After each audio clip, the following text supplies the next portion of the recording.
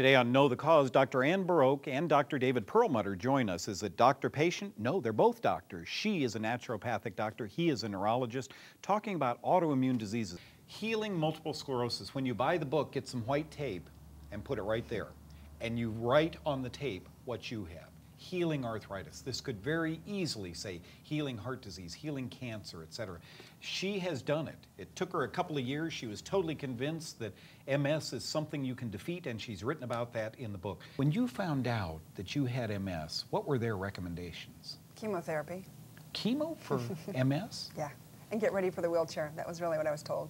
As you look through your book, you can see a trend toward stress. How much of this was diet? How much of this was mercury, immunizations, toxicities, etc.? I think it's a combination of all those factors. I was a sugarholic, so I had inflammation and stress coming from my diet.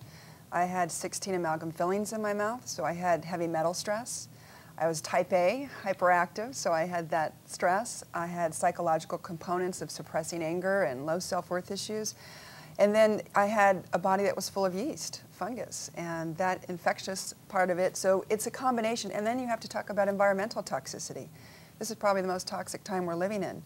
And so all those variables, the ratios change, and I think that's why you'll see different relapsing, remitting, people that are progressive. I think the ratios differ, but you need to look at all those causes and see how it builds up to autoimmune disease, not just MS. You're a neurologist, you're a naturopath.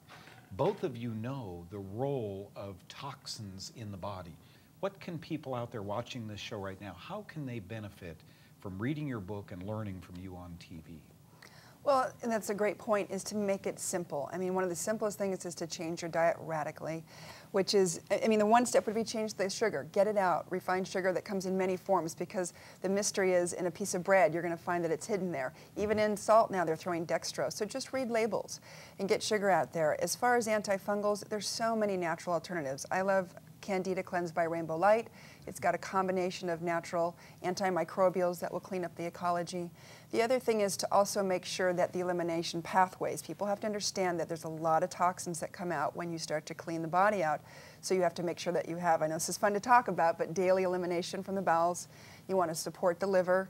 You want to make sure you drink a lot of water. And this sounds complicated, but it's not, and that's why I've written the book in a way that you can understand it and then put it into a treatment plan and slowly integrate it. When your viewers hear of all the things that she had to modify to gain control of her health, like her exposure to environmental issues, her controlling her diet, less sugar, finding out the foods to which she was sensitive, rebuilding a gastrointestinal system, eliminating mercury, etc., they might say, well, gee, this is too overwhelming. I'd just as soon take the interferon. But in reality, what she talks about and what she's written about in her book, Healing Multiple Sclerosis, it's not that hard. We do it as in medical practice, we do it every single day. When we identify a person who's overgrown with yeast, we treat it, and it's not that difficult. It's a lot more sane than putting people who have MS on chemotherapy and forgetting about the underlying causes.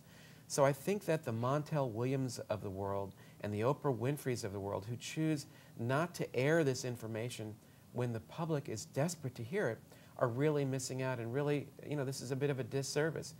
The treatment of MS is not with a prescription pad. That treats the symptoms. It's treating the smoke and not the fire. Had you had it to do again, would you start with nystatin, or have you found more muscular herbs or fatty acids that would kill fungus? Well, I think anytime you can go more natural, it's less aggressive on the system as far as detoxification. So that'd be my first route. But I still actually like nystatin in the sense that it can be very sharp to what's going on. You need to be on it for a while, though. So natural compounds such as oregano oil and Pau d'Arco and caprylic acid, they're just as strong, they just take a bit longer. But I find that the more debilitated someone is with MS, you want to be more gentle. You almost want to build up the body before you detoxify, so natural sources are much better. Probiotics? Probiotics are great. That's actually a great way to, if someone's extremely sensitive, very far progressed, you want to start there, but I tend to use it more at the end of my protocol because I'm more about getting the waste out versus putting in the good stuff. Killing and then replenish. Correct, reinoculating. I kind of like that approach. Yes. Okay, generally what do you eat? I eat lean meats, chicken, turkey, fish. I'm selective about that.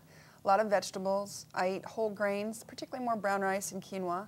I eat raw nuts and seeds. I don't really do much dairy. I don't do refined sugar, very rarely. But you know, if I'm traveling in a great place, I'm going to enjoy it.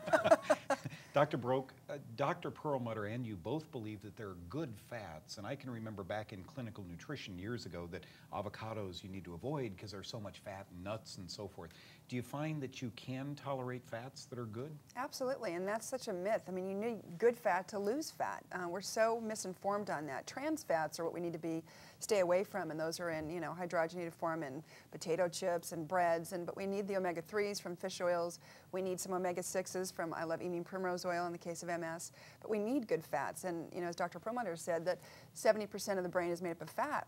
You need good fat. Really appreciate you coming in today, Thank Dr. you. Ann Boroch and Dr. David Perlmutter. God bless you guys.